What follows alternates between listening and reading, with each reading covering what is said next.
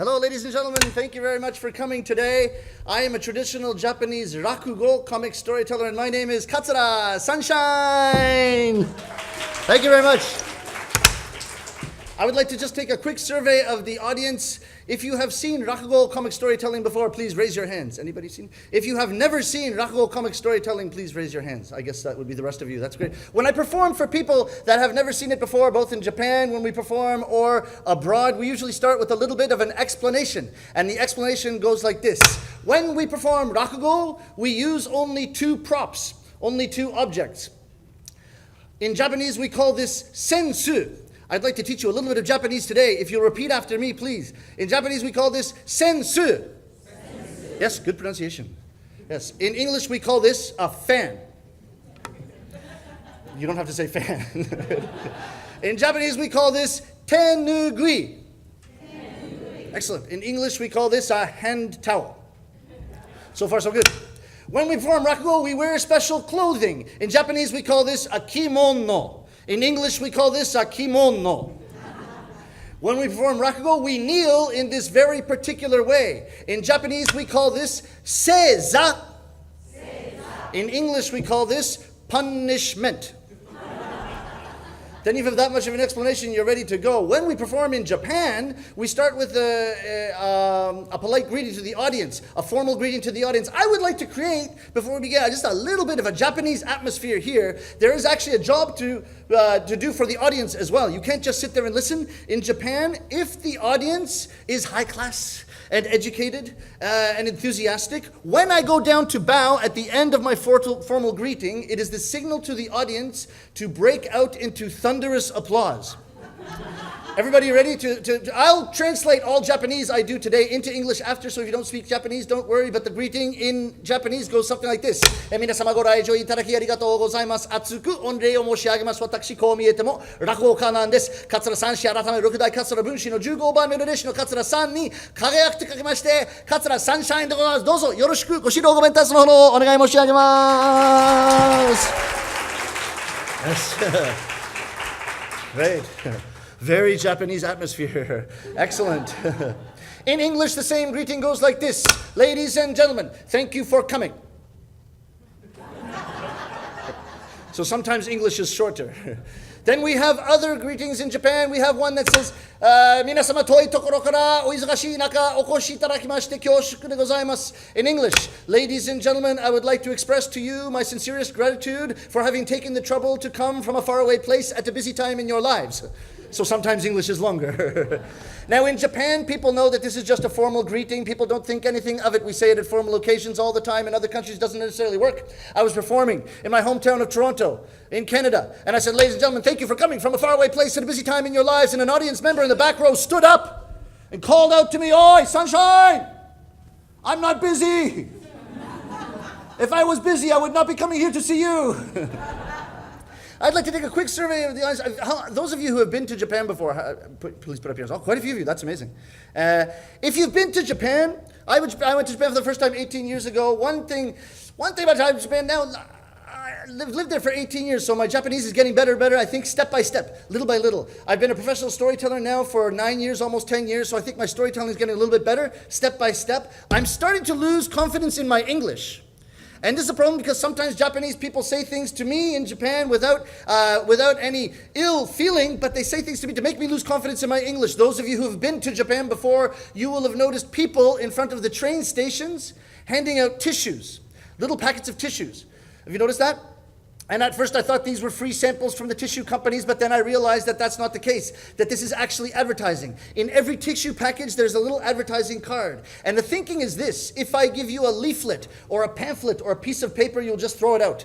But if I give you a little packet of tissues, which you can use, you will say, "Oh, I could use that," and put it in your pocket. And then when you go to use the tissues, you'll look at the advertisement again and again. And there's a word that accompanies the handing of the tissues. I'd like to teach it to you today. It's ikaga desu ka, which means why don't you try my something something whatever I'm advertising. And it's a little bit sing-songy. Please repeat after me. Ikaga desu ka? Yeah, perfect. That's perfect, really good. You could all get part-time jobs in front of Japanese train stations handing out tissues. So if I'm advertising the sushi shop, it'd be sushi ai ikaga desu ka, and I hand you the tissues. If it's the yakitori, chicken skewer shop, it'd be yakitori ai ikaga desu ka. They're selling everything with the tissues, right? If it's glasses, eyeglasses would be megane ikaga desu ka, right? If it's contact lenses, it'd be kontakuto renzu ikaga desu ka. And I got the same set of tissues in front of Shinjuku Station in Tokyo, the busiest station in all of Japan. The young lady looked me in the eyes and she said, "English conversation school, ikaga desu ka?" And I thought, why? So it makes me lose confidence in my English. Also, I get asked to perform. Usually I'm performing in Japanese when I'm in Japan, but I often get asked to perform in English in Japan as well, especially at high schools and universities. And I was performing for the university in the northernmost islands of Japan in Hokkaido. And I'd just like to do a little bit of the traditional story that I did for the students that day for you today. I hope you enjoy it. Once upon a time, there was a little boy with a very long name.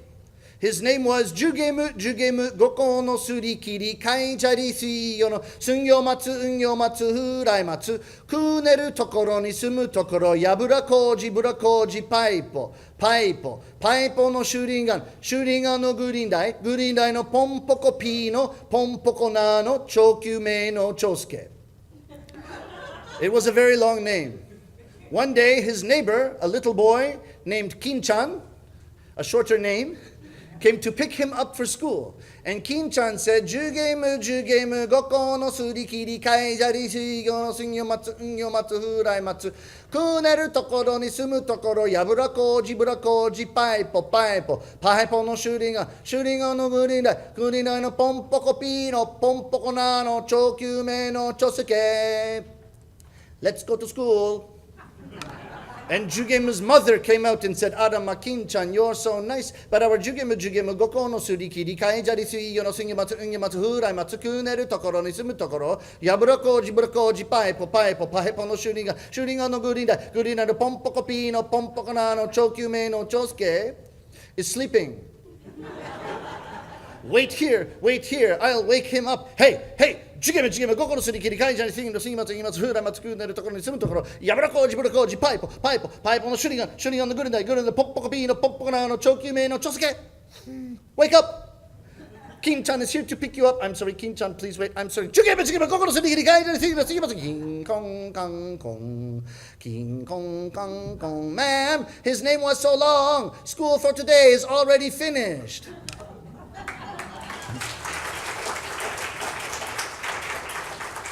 2 or 3 days later, this Jugemu and this Kin-chan got into a fight. Jugemu hit Kin-chan on the head. Kin-chan got a big bump on his head. He went crying to Jugemu's house. Arama Kin-chan, what's wrong? What happened to you? Your son. Jugemu, go to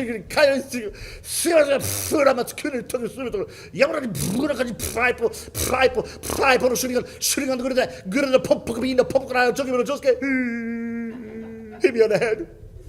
And now I got a big bump on my head. Arama Kin-chan, I can't believe that happened to you. Wait here. Husband, did you hear? Our son. Hit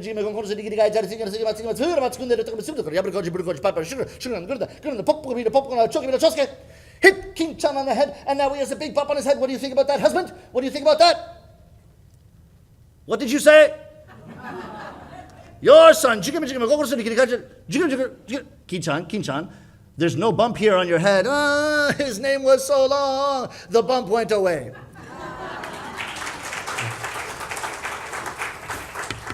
So then when I performed that in Hokkaido for the university students, I got these kinds of comments from the students in the audience. Mr. Sunshine speaks very good English. I was surprised. So Mr. Sunshine's English sounds almost as good as a native speaker's. I said, almost, right? Yeah. So today I'm going to do a short Rakugo story, and the theme is Ukiyo-e. And Ukiyo-e, and there's a particular artist of Ukiyo-e is Utamaro. Utamaro was a very famous artist, and we'll talk more about him and the biographical aspects of his life later. But he specializes in something called bijinga.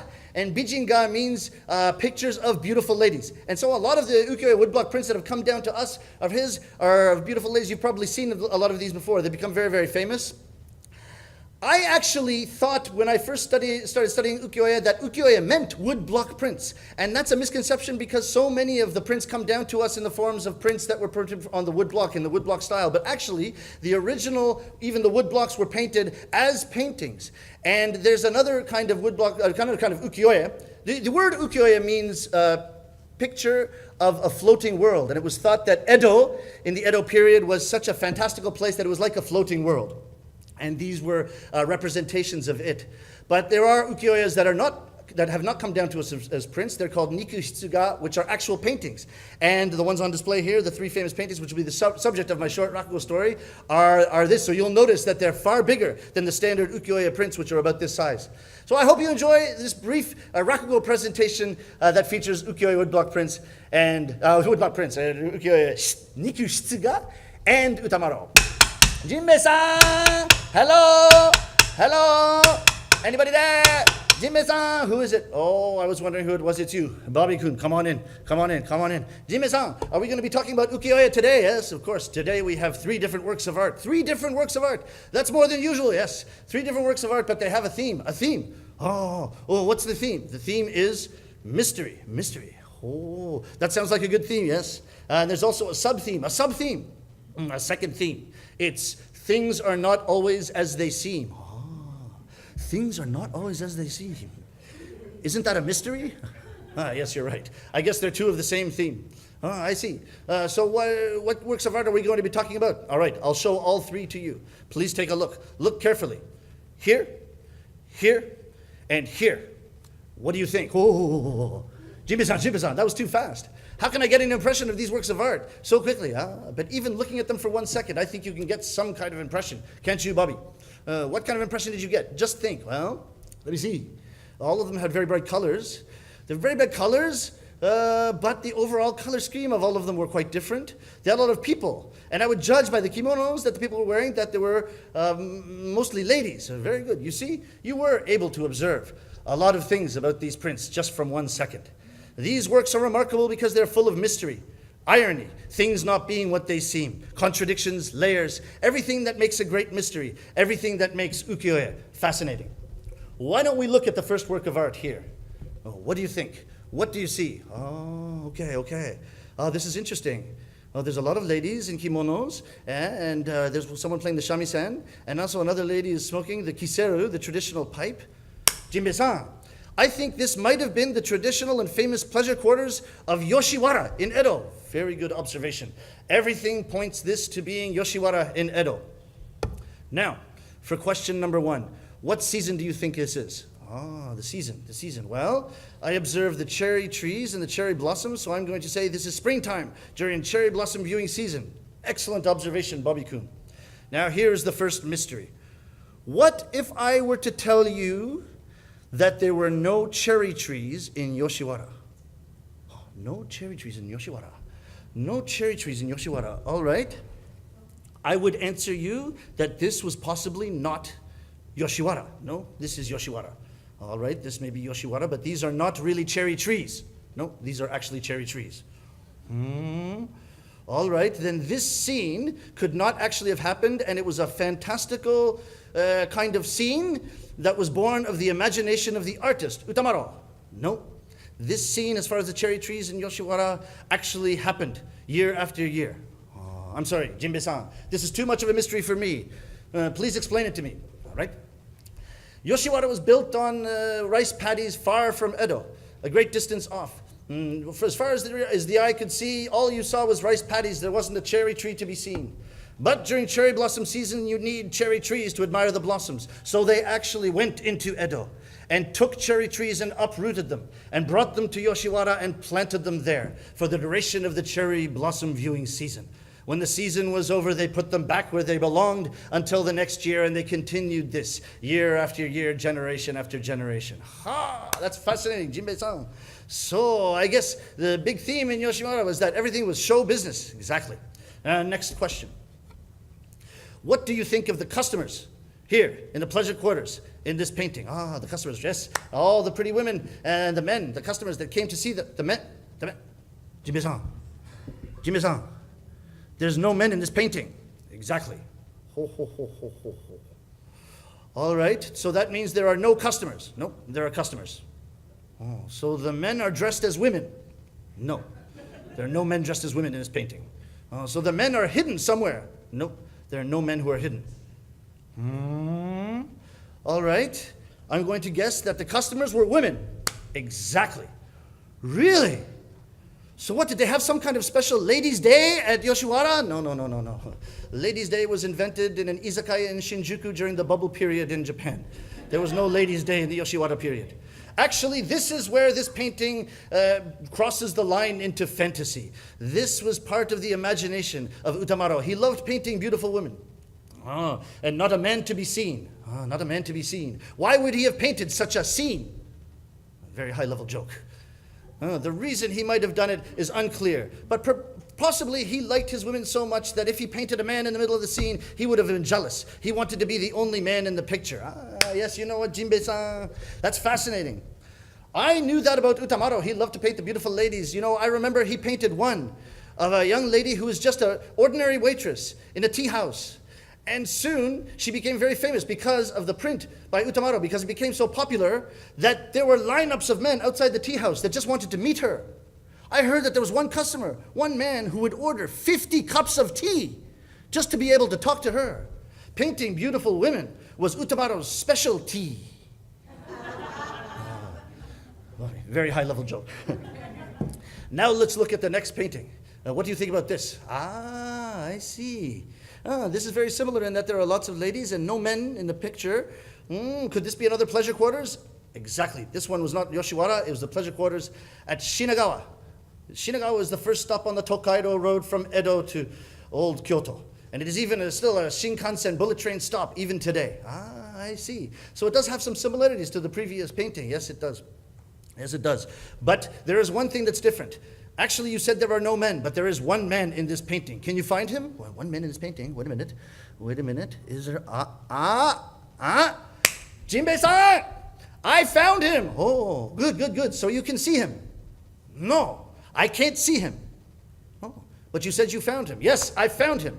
So you can see him. No, I can't see him. Oh, Bobby, you're really getting into the spirit of mystery yourself. Please explain what you mean. Jinbei-san, I think the one man in this painting is the shadow that you can see through this paper door. Exactly. Good eye, Bobby-kun. That's exactly who it is. The one man in this painting is hidden behind the paper door and he's just a shadow. Some people think that this might be Utamaro himself.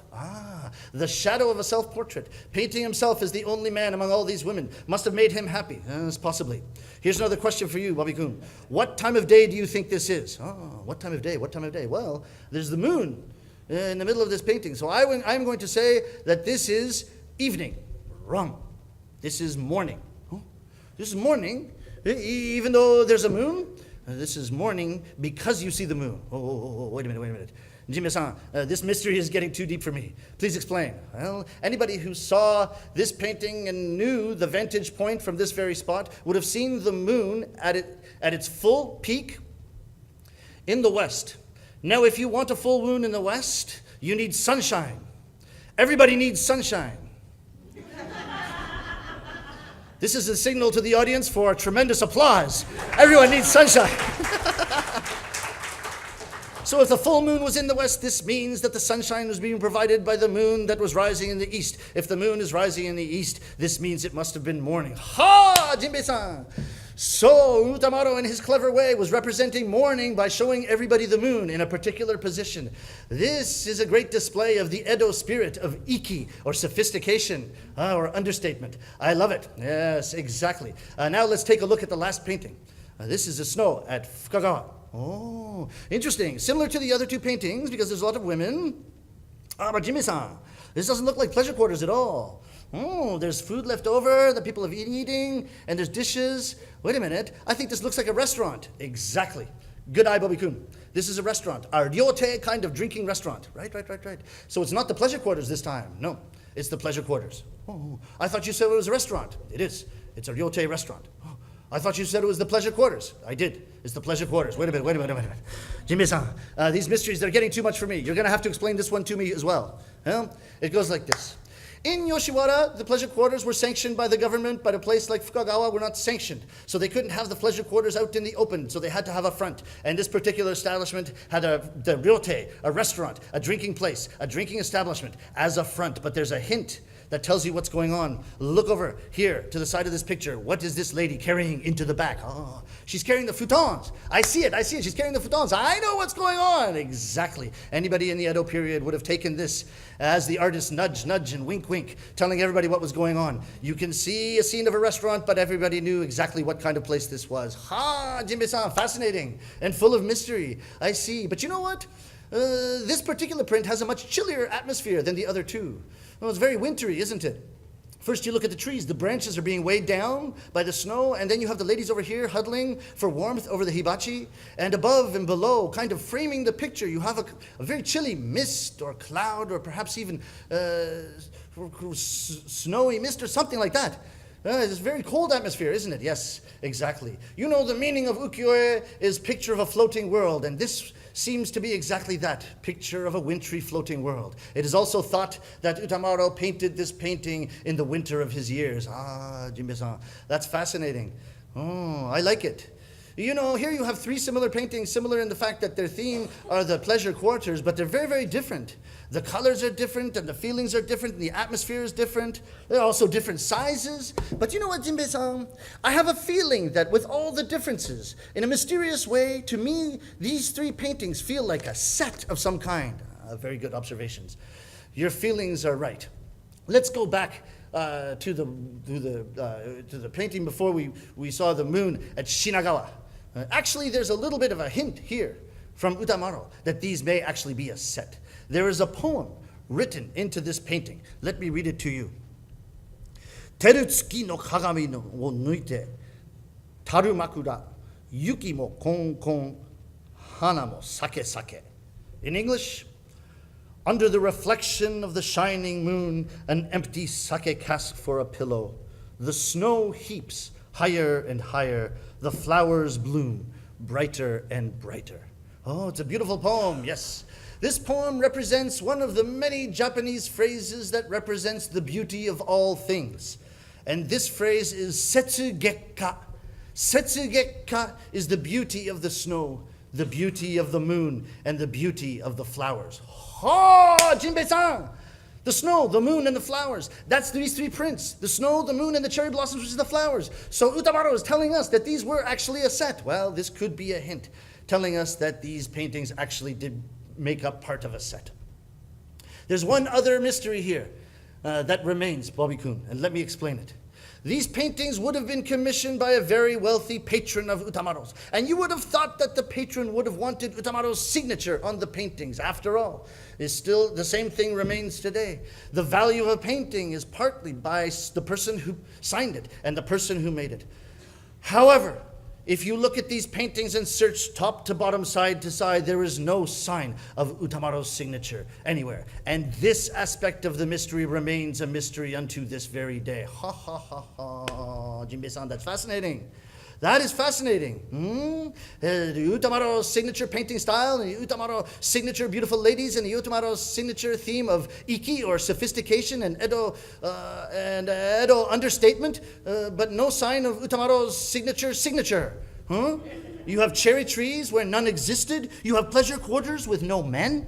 You have the moon representing the morning, and you have Utamaro in the shadows when Utamaro is clearly the star of the show. It's fascinating. Mystery, sophistication, understatement, irony, nuance, humor. These paintings have everything. Thank you for introducing them to me. Jinbei-san, oh, I'm glad you like them. Oh, Jinbei-san, I don't like them. You don't like them? No, that's part of the mystery of our conversation. I don't like these paintings. You don't like these paintings. I just spent the last 10-15 minutes explaining the beauty of these paintings to you, and you don't like them. No, that's the mystery. Jinbei-san, I do not like these paintings at all. I love them. Thank you very much. You've been a wonderful audience. Arigatou gozaimashita. Domo arigatou gozaimashita. Arigatou gozaimashita.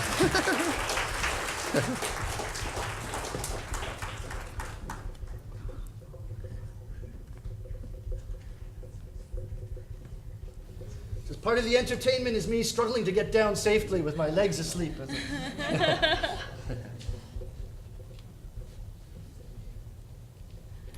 All right, everybody, another round of applause to Mrs. Sunshine. It was amazing, wasn't it? Thank you.